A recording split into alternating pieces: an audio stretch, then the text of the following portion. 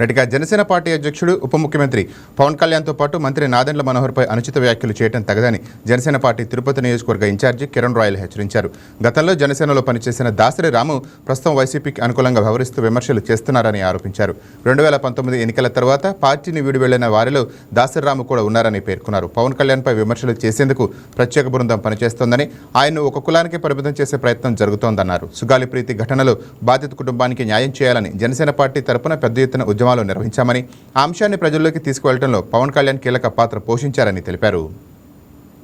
జనసేన అధినేత, ఈ రాష్ట్ర డిప్యూటీ సీఎం అయిన మా పవన్ కళ్యాణ్ గారిని 4-5 రోజులుగా కాపుల పేరుతో వైసీపీకి అమ్ముడుపోయిన, వైసీపీ సోషల్ మీడియా కొనుక్కున్న, వైసీపీ రెడ్ల కింద ఊడిగం చేస్తున్న మా దాసరి రాము రెడ్డి గురించి మాట్లాడాల్సిన అవసరం ఎంతైనా ఉంది.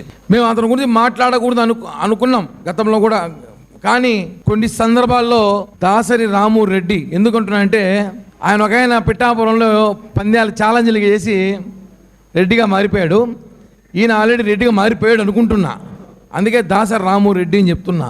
పవన్ కళ్యాణ్ గారికి పేరు చెప్పుకొని మొన్న ఎన్నికల్లో ఆయన చేసిన ప్రచారం అంతా మనం చూసుంటాం. ఆయన ఏం చేశాడో మనంతా చూసుంటాం.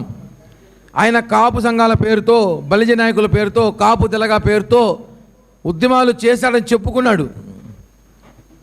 ఆయన అంటాడు, ఈరోజు జనసేన పార్టీలో నాదెండ్ల మనోహర్ గారు పదవి ఇచ్చిన తర్వాత సోకాల్డ్ జేడి లక్ష్మీనారాయణ గారు కానివ్వండి, పార్థసారథి గారు కానివ్వండి, అలాగే మాదాసు గంగాధర్ గారు, తమిళనాడు రామ్మోహన్ రావు గారు కానివ్వండి, అలాగే చంద్రశేఖర్ గారు కానివ్వండి, వీళ్ళందరూ కూడా వెళ్ళిపోయారు.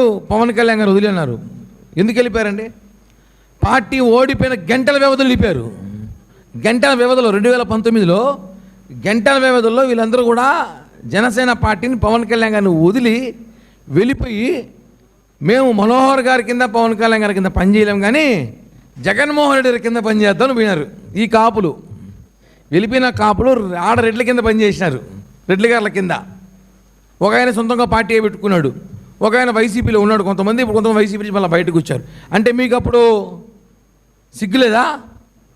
ఆ రోజు మీరు పవన్ కళ్యాణ్ గారు వద్దు నిలిపినప్పుడు మీరు ఆ రెడ్ల కింద మీరు పనిచేయడం సిగ్గు అనిపించలేదా?